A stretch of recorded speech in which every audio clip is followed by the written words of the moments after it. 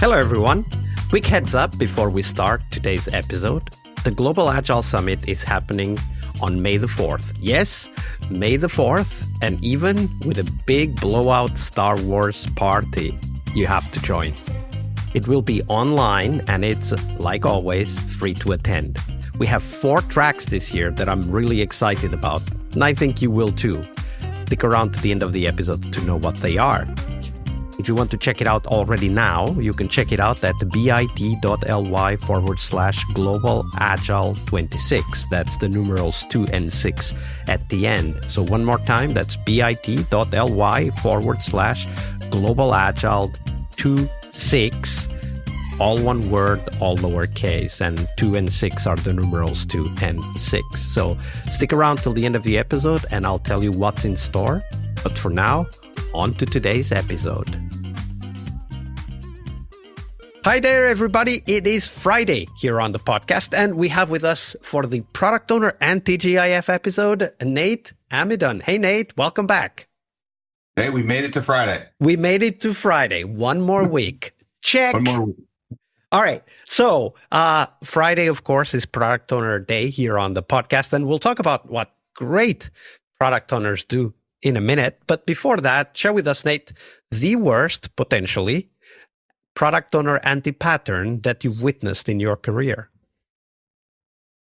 Well, I mean, I look at the product owner position as a kind of a leadership position, because ultimately they are ultimately responsible for the backlog. That doesn't mean they own the backlog, rough shot. People can't collaborate on the backlog, but at the end of the day, there needs to be one person deciding priority. And I think that the product owner should be doing that. And so when I see failures from a product owner, they usually revolve around that, not really embracing that leadership role, and especially leadership of the backlog. And so, when you learn in the military and have a military background, that leadership is really care and feeding of the people. And so and I think if you're in a product owner position and you aren't doing that, you don't feel like you're part of the team, right? And so when I see that anti-pattern, I'll see things like you're just throwing things over the fence and telling your engineers and the team executing the work to figure it out. You don't care enough to beef out the user stories. You just kind of say, we need this, go do it. I don't have time. If you're constantly changing priorities and not worried about the downstream effect of what that means, not considering, just the fact that a team spent 2 weeks working on something that was a priority 2 weeks ago and they're close to being finished, and then you scrape it. So not being part of the team, I think is where I see the biggest. Yeah, it's where I see the biggest anti-patterns. So not being part of a team can have many forms, and you've already given us a hint of what that could look like. But tell us a little bit more. When you're looking at it as a Scrum Master and you observe stakeholder behavior, not just the product owner, but stakeholder behavior, so the team itself and then people around, what patterns do you witness when the product owner is behaving that way, i.e. not being part of the team? Yeah, I mean, with stakeholders, and so every team's going to have a ton of stakeholders usually that are all around the team, and so when you're a product owner, you should be the one that's getting those requests, filtering, prioritizing them, and then making sure that the team is spending their time in the most efficient manner. And so when you have a product owner that's not really viewed as part of the team, then you start getting all the shoulder taps. You start getting the direct requests. You start getting competing stakeholders, where it turns into like a corporate Game of Thrones type of thing, right? Like which director has the bigger proverbial dragon in the organization, and teams can get whiplashed around.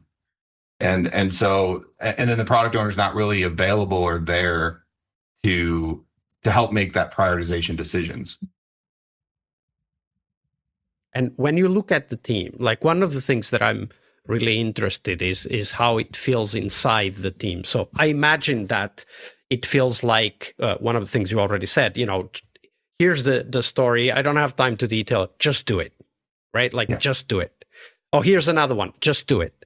That kind of thing. And it feels for the team as maybe dismissive, not taking into account their contribution, maybe even their perspectives, which then leads to disengagement, which then leads to just tell me what to do type of attitude. Is that what you see? Are those the patterns that you see when you think about the interaction between that kind of PO and the team themselves?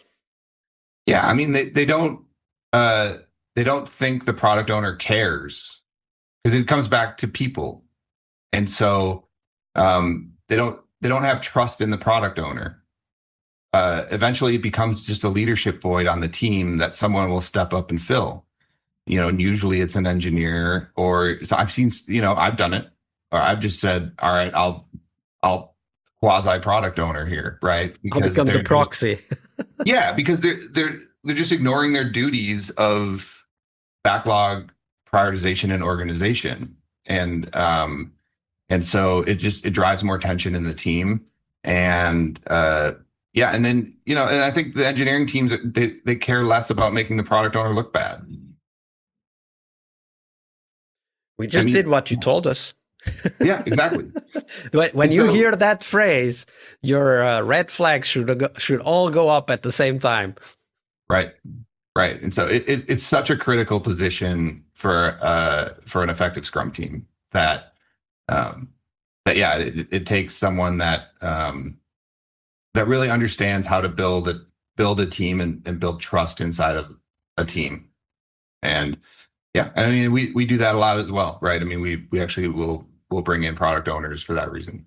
Yeah, absolutely, because it is such a critical position. And we'll hear just how amazing they can be next, because Nathan is about to share with us the best product owner you've ever worked with. Nate, how did they work? So the best product owners I work with are really part of the team. They're the opposite of what I said. And so what does that mean? Like, so if you're a product owner listening to this right now, you should attend all the ceremonies possible. If you're in a daily stand-up, you should give your daily stand-up status. I think product owners should talk about what they worked on, what they completed, what they're going to work on, and if they have any blockers. Because the product owner is like in the proverbial trenches, right? I mean, they're part of this team. They're shoulder to shoulder. They're also great idea radars. They listen to people when they have ideas, and they're not dismissive, because they realize that the team is going to generate better ideas than them. And so, and then they just build good relationships. They build trust. And they don't, just because it's a leadership position from the backlog perspective, it's not a leadership position for the team, right? Like, we're all in the same team. We're all equals. We're all doing a certain part to really, maximize the value for the team. Yeah, absolutely. And I think that this being part of the team can have many different perspectives, angles. One is just like what you said, very practical, very pragmatic, be part of the team's actions and activities, right? Like, be part of the meetings, sit next to them if you can, or attend the remote calls if you must. But the other aspect that I think also kind of follows from that is that you need to feel that, as a product owner, you need to feel that the team's success is my success. Like, I can't succeed without them. They can't succeed without me, right? Like, because very often, in not all, but many organizations, product owners are kind of siloed away from the teams. In some cases, they might even be part of another department, reporting to another leadership line than what the teams do, which naturally creates conflicts. Now, I'm not saying that's a guarantee of failure. Of course it's not, because it's all about people in the end, but it's a red flag that we should pay attention to, and perhaps put a little bit more effort into getting them together. So for me, and I want to hear your thoughts on that, Nate.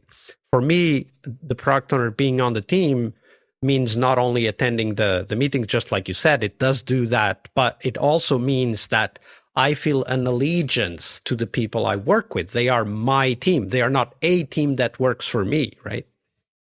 Absolutely. And I think that mindset, like what you just said, is they are like, I'm a part of this team. These are my teammates, is really important from a product owner perspective. And you're right. It's very common to see siloed leadership structures in product and engineering. Especially the bigger your organization is, the more likely you're going to have product director and product VP and chief product officer. And, they may never link arms until the CEO. And so, and then there are a lot of times there's nothing you can do about that. Right. But when you build that allegiance and you feel like you have a responsibility to do something for the betterment of your team, your backlogs are going to look more organized. They're going to be in better priority. They're going to be more flushed out. You're going to ask for feedback on how to make them better. And you're going to be responsive. Yeah, absolutely. And the team will tell you if you allow them, if you're being responsive or not. So seek that feedback as well. Right. And it doesn't mean you have to like drop everything all the time, right? Like everyone understands that maybe you're dealing with stakeholders, or you're in other meetings, you're on client visits. Like everyone gets that, but the small things matter. And, and you want to just always project that your teammates, you're doing different roles, but you're on the same team. Yeah. And I remember something you said also in our previous episode together, that alignment is the real purpose behind the ceremonies. And if the POs are there, they are much more likely to be aligned. Yes. Nate, it's been a pleasure. We're getting close to the end here. But before you go, where can people find out more about you, Form 100, and the work that you're doing? Yeah. So I'm basically on LinkedIn only. All right. You won't find me on TikTok. And so you can find Nate Amidon on LinkedIn. And then our website is form100consulting.com. And we have a bunch of great information on our website. Feel free to check it out. Absolutely. We'll put the link in to all of those to make sure that people can easily find it, and reach out to Nate. Ask a few follow-up questions. That's how we learn and we grow as a community. Nate, on the behalf of our audience, thank you very much for your generosity with your time and your knowledge. Yeah, I love talking about this stuff. So I really appreciate you having me on, Vasco. Hi there, friends. Thanks for sticking around till the end of the episode. So let me tell you what's coming. On May 4th, we're running the Global Agile Summit. It will be online, and I want you there. This year, we have 4 tracks, and each one is built around real conversations with practitioners. No slides, no keynote theater, just honest interviews with people doing the work, just like you. The first track is AI in Organizations, where practitioners show what actually works. No hype, just AI that makes your Monday better. Happy Monday, everybody. And then we have the people track. Honest conversations about putting humans at the center of how we work and keeping them there. And third is Agile in Construction. And yes, I really mean brick and mortar construction. Lean and Agile actual job sites. Field leaders removing waste, teams transforming how buildings get built. Stay tuned for what I think will be a super track on Agile in Construction. And the fourth track is Agile in Gaming, how game studios ship without burning out. Agile inside the creative pressure cooker. Over the years, we've had more than 12,000 participants since 2017, the time of the first summit organized with the podcast. And this year, we're making it easier than ever to join. You can register for free and get access to the summit sessions live during the event week. That's May 4th to May 6th. Or you can grab the practitioner pass and get immediate access to last year's keynotes from Jürgen Appelo, Gojko Adzic, and Mirete Kangas. Right now, even before the summit starts. So grab your practitioner pass and start learning today. Head on over to bit.ly/Global Agile 26. That's 26, the numerals 2 and 6. Sign up and I'll see you on May the 4th. And one more time, here we go, bit.ly/Global Agile 26. All lowercase, all one word, and 26, that's the numeral 2 and the numeral 6. I'll see you on the conference floor.